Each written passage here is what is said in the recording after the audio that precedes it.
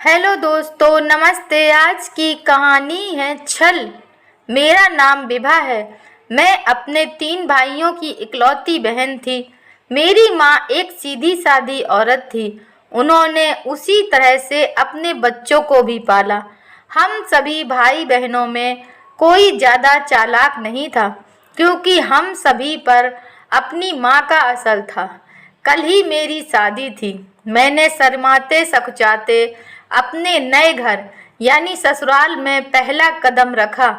घूंघट की ओट में मेरी नजरें किसी को ढूंढ रही थी। तभी सासू जी आरती की थाली लेकर आ गईं और मुझे कुछ राहत महसूस हुई।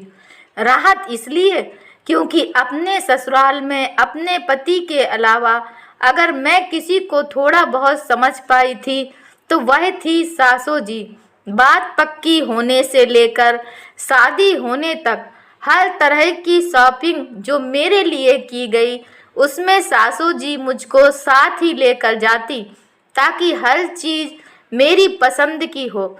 इसी बहाने मुझे सासू जी के साथ काफ़ी समय बिताने का मौका मिला और मैं उनसे जल्दी ही घुल मिल गई। मुझे थोड़ा बहुत उनका स्वभाव समझ में आने लगा था।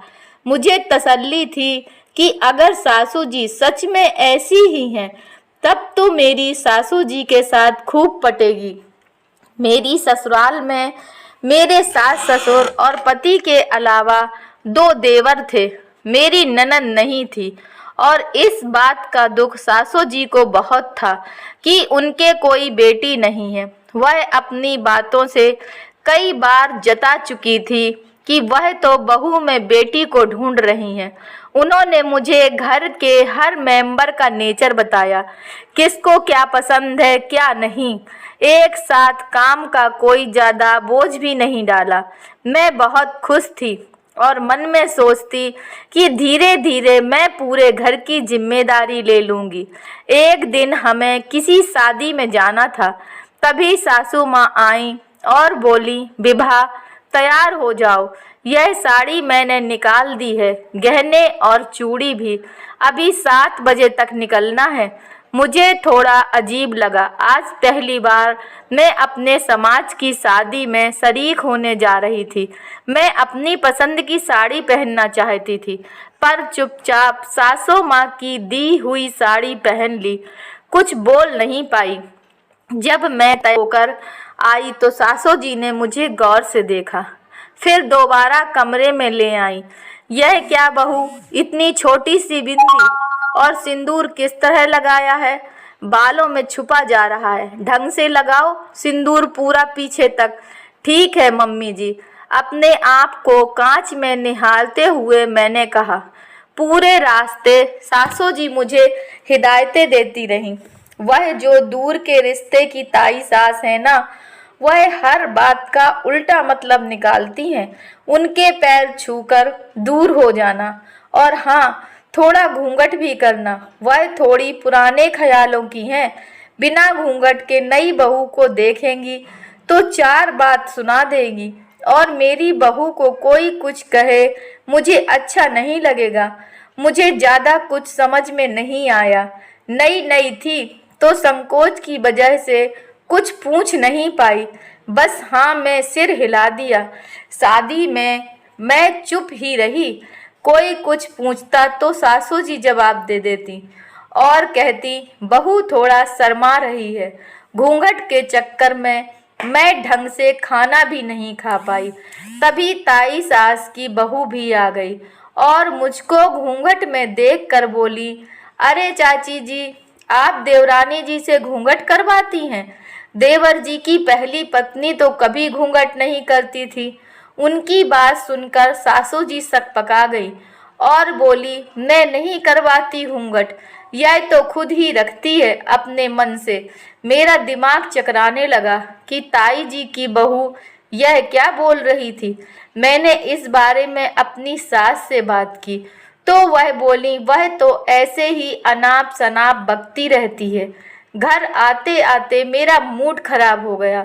घर आते ही पति ने पूछा भी कि क्या हुआ, पर मैंने अपने पति को कुछ नहीं बताया। अब यह रोज की ही बात होने लगी। सासू माँ मेरी हर बात में हस्तक्षेप करती। बिंदी बड़ी लगाओ, बीच की मांग निकालो, नीले और हरे रंग की साड़ी मत पहनो, नहा कर निकलो तो साड़ी बाथरूम में पहन कर आओ, पर्स बड़ा रखो, सर से पल्लू नहीं सरकना चाहिए। मैं चुपचाप उनकी बात मान जाती। ऐसा नहीं था कि मुझे बोलना नहीं आता था, पर मैं कुछ नहीं कहती। सोचती इन सब से अगर सासू जी खुश रहती हैं तो ऐसे ही रह लूँगी। इसी तरह से 1 साल बीत गया। मैं अच्छा बुरा भूल कर सासू जी की हर बात मानती। फिर मेरी जिंदगी में खुशी ने दस्तक दी जब मुझे पता चला कि मैं माँ बनने वाली हूँ। डॉक्टर ने मुझे एहतियात बरतने को कहा, भारी वजन उठाने को मना किया और सीढ़ियाँ चढ़ने उतरने को भी मना किया। यह सब बात मेरे पति ने अपनी मम्मी को बताई और समझाया कि विभा से कोई भारी सामान मत उठवाना और ना ही सीढ़ी चढ़ने उतरने वाला काम बताना। लेकिन बेटे के सामने तो सासू माँ मुझसे कोई काम नहीं करवाती, पर जब वह घर पर नहीं होते तो मुझसे सभी काम करवाती। काम तक तो ठीक था। वह मुझे कपड़े हाथ से धोने को कहती और वॉशिंग मशीन से कपड़े नहीं धोने देती और सबसे नीचे के फ्लोर पर कपड़े धुलवाती और तीसरी मंजिल की छत पर कपड़े सुखाने को कहती। मैं धुले हुए कपड़ों से भरा टब लेकर तीसरी मंजिल पर जाती और कपड़े सुखाती। मुझे बहुत गुस्सा आता, पर मैंने शुरू से ही गलत बात का विरोध नहीं किया था, तो अब भी कुछ बोल नहीं पाती। मैं दिन ब दिन कमज़ोर पड़ने लगी। डॉक्टर ने मुझको हरी पालक की सब्जी और सेब रोज खाने की सलाह दी। सासू जी जब भी सब्जी लेने जाती, मैं उनको याद दिलाती कि हरी पालक और सेब ले आइएगा, पर सासू जी बहाना बना देती। कमजोरी के कारण एक दिन मैं बेहोश हो गई। डॉक्टर ने मेरे पति को बहुत डांट लगाई और कहा, ध्यान नहीं रखा तो विभा की जान पर बन सकती है। डॉक्टर की बात सुनकर मेरे पति ने कुछ दिनों के लिए ऑफिस से छुट्टी ले ली, लेकिन आखिर कब तक वह घर में रहकर मेरी देखभाल करते। उनके ऑफिस दोबारा ज्वाइन करते ही फिर से मेरी सासू माँ ने मुझसे वही सब काम करवाने शुरू कर दिए। अब मुझसे काम नहीं होता था। एक दिन मैं चक्कर खाकर वहीं आंगन में गिर पड़ी। अब सासू जी को उल्टे मेरे ही काम करने पड़ते थे। यह देखकर मेरी सासू जी मुझे से गुस्सा रहने लगी। तब मैंने कहा, मुझे मायके भेज दो, डिलीवरी वहीं पर हो जाएगी, वहाँ अपनी माँ के साथ रहूँगी तो अपने आप ठीक हो जाऊंगी।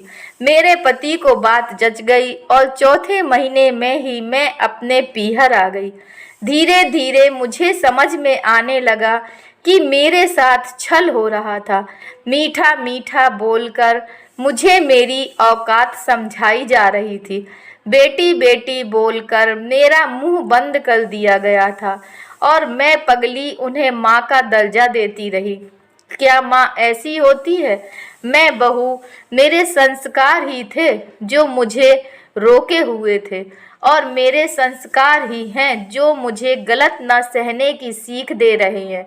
एक दिन मेरी ताई जी की बहू का फ़ोन मेरे पास आया और उन्होंने कहा, विभा, तुमने बहुत अच्छा किया जो अपने मायके चली गई।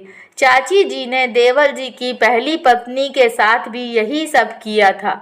वह भी माँ बनने वाली थी और चाची जी ने उससे भी इसी तरह काम करवाया।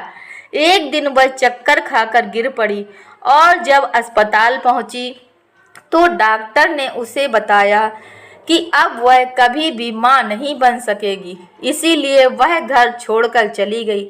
मैं सन्न रह गई। मैंने कहा, यह क्या बोल रही हैं आप दीदी? क्या उनकी पहले भी शादी हो चुकी थी? घर में तो मुझे उनकी पहली पत्नी की कोई भी चीज़ दिखाई नहीं पड़ी और मुझे कभी ऐसा भी नहीं लगा कि उनकी पहले भी शादी हो चुकी थी। उन्होंने मुझसे कहा, क्यों, तुम्हें इस बारे में मालूम नहीं था क्या? मैंने कहा, नहीं, मुझे इस बारे में कोई जानकारी नहीं है। अब सारी बात मेरी समझ में आ चुकी थी कि मेरे साथ कितना बड़ा छल हुआ है। अब जब मैं अपने बच्चे के साथ उस घर में पहुंचूंगी तो आपको आपकी मीठी बोली से ही जवाब दूंगी सासू माँ, और अपने पति से कुछ नहीं छुपाऊंगी।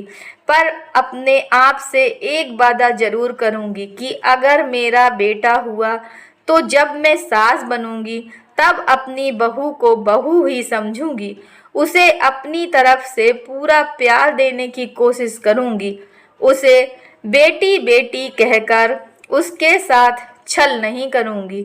दोस्तों, अगर यह कहानी आपको पसंद आई है तो कृपया लाइक कीजिए, शेयर कीजिए, और चैनल पर नए हैं तो कृपया चैनल को सब्सक्राइब कीजिए। धन्यवाद।